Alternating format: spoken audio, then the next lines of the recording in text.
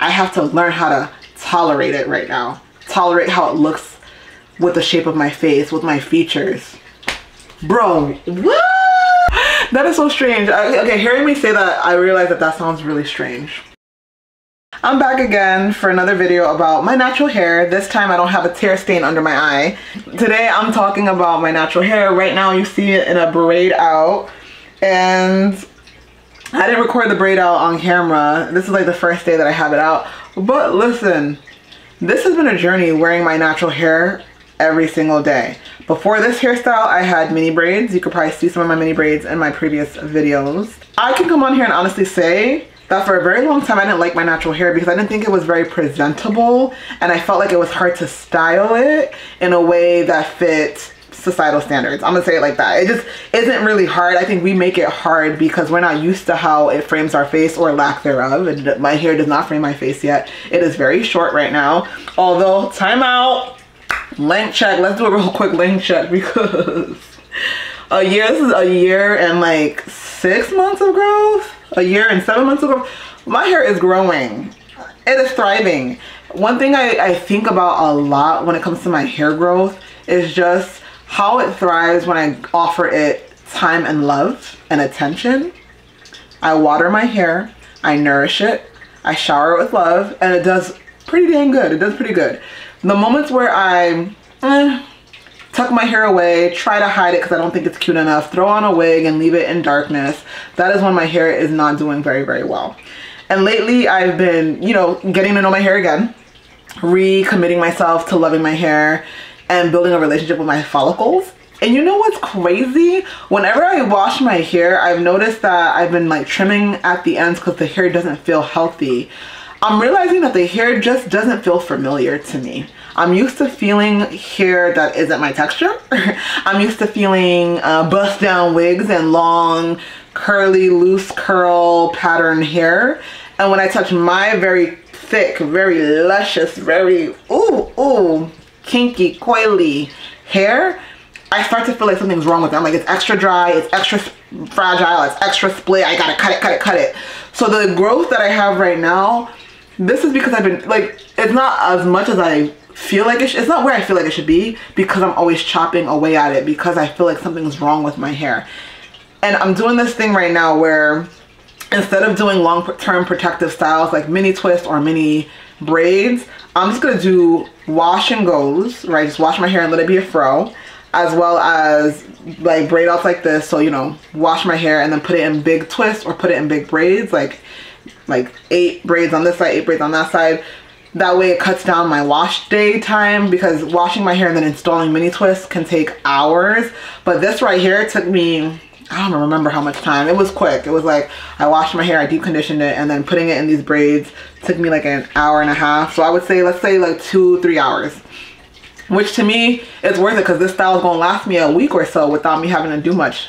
So the time is on the back end. Like, hair, doing any type of hair will take time, whether it's straight hair, wavy hair, curly hair, no hair. Like, oh, actually no hair is a little different. What am I saying?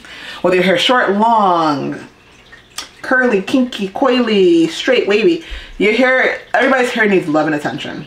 So I really am tired of hearing that, oh, 4C hair, type 4 hair is just so much work. No, it's not that much work. It's only a lot of work because you're manipulating it and beating it down to submission to do something that it's not supposed to do. Just let it be. When you let it be, trust me, it's going to flourish. So I'm on this journey right now with my natural hair where I'm relearning her. I'm working on loving how my face looks without makeup, without anything besides just my natural hair and skin. I'm working on that. I'm working on dressing in all the types of ways, being stylish, and keeping my hair as is and not thinking that my hair ruins an outfit. Who else thinks that? That's weird. But anyway, I just need to be more considerate of the fact that I am a black person, and as a black person, this is what my hair looks like. And that's okay. Actually, it's more than okay. It's a blessing. So that's the journey that I'm on. if you want to be part of this journey, subscribe. I feel so bad about the natural hair journey because I was here at its inception on YouTube. I've been on YouTube since 2008, and then I started my YouTube channel as a natural hair channel where I talked about my big chop, the products I was using, my hair care routine, whatever. I was just posting on here for fun about my natural hair. Other women were doing the same thing. Like, we were all on the same page, and then it got so distorted and it turned into just celebrating a particular type of hair. 3C, loose curls, 3A, 3B, etc. And a lot of the women that I started watching didn't really look like me, didn't represent me, but I saw that they were getting a lot of views, so I was curious. I couldn't help but to click the videos, like, oh my god, this shameless Maya got all these views, let me watch her video, or this person has all these views, let me watch their video, and their hair looks their face, their hair, their skin tone, none of that looks like me. And it's not to say that you can't watch creators that don't look like you, but when you're trying to learn how to care for your actual hair, right, which I was trying to do, I was learning how to take care of type 4 hair, like this type of hair. Why am I watching somebody who has the opposite type of hair than me?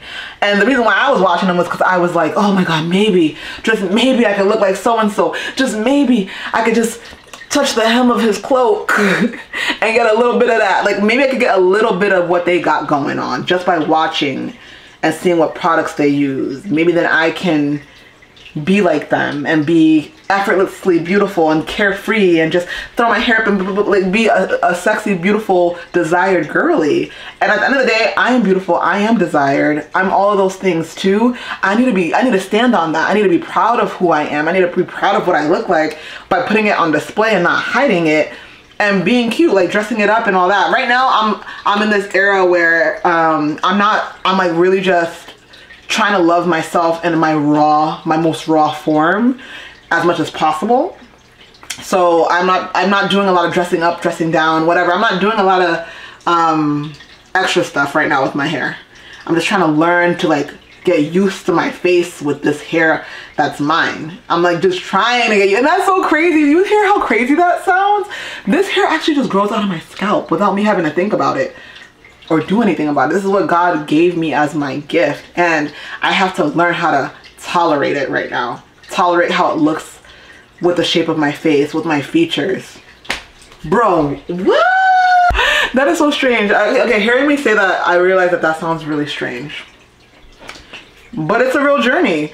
And one thing I'm trying to do, because I'm noticing a lot of girls are reverting, and it's not even girls on the internet, it's people that I know who are reverting back to relaxers, even though there are some studies that show that relaxers have cancer-causing properties, like carcinogens, and maybe causing fibroids and such. Yet there are girls and women that I know personally who rather have a relaxer to save themselves time. Listen, I'm a brand new mommy. I'm a mom to a newborn. Well, I mean, she's about to be 1, but I have a kid, and not for nothing, my husband also is someone I pour into.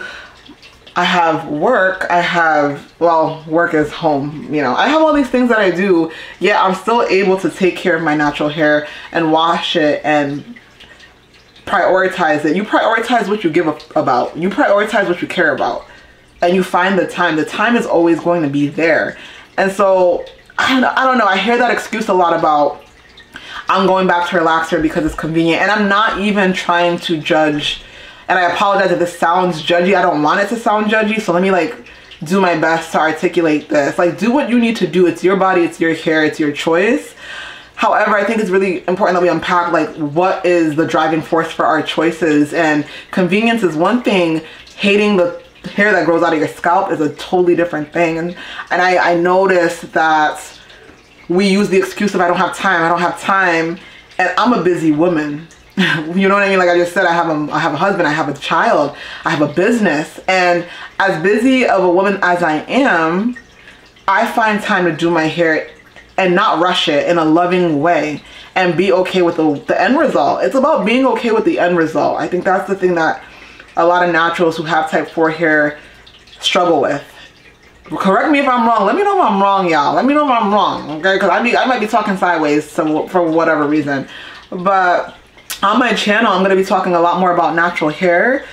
I really want to create a community where we could all feel beautiful. We could share tips and tricks and just encourage each other to create a lane for ourselves and not try to be part of different lanes. I really want us to just embrace our natural hair and just restart this natural hair journey. I'm restarting it, and I'm restarting it in the way that like I know how and what really inspires me, which is truly like unconditional love towards my natural hair, radical self-love, and what the natural, like when I think about the natural hair journey back in like the early 2000s and what I perceived it to be, it was really just stopping the chemicals and really just loving our hair for what it looked like, trying to see who we really are as Black women. Regardless, right? Like regardless of whether we had a A, Z, B pattern, that part didn't matter. We just really wanted to know what was beneath all of the chemicals, and that's where it should have stopped. But then it got hijacked by consumerism and capitalism, and now the movement doesn't even feel like we're embracing ourselves. Lace frontals are selling like hotcakes. I hear about bust downs. Like, I don't know what that means. I just know that we're not doing what we set out to do in the beginning, and to each their own. But I feel very compelled, and it's been on my spirit to take back the natural hair journey and encourage other women out there, if y'all are so willing to join me on this journey, to restart, to start fresh wherever you are and rededicate time towards our hair. Because honestly, if you were just to wash it, detangle it, and let it be what it is, you would see that it doesn't take as much time as we say it does. It really doesn't, my love. And I'm trying to be gentle here and generous, but anyway, guys, I'm tired, I'm hungry, I gotta eat something. If you like this video, subscribe. What are you doing? Subscribe.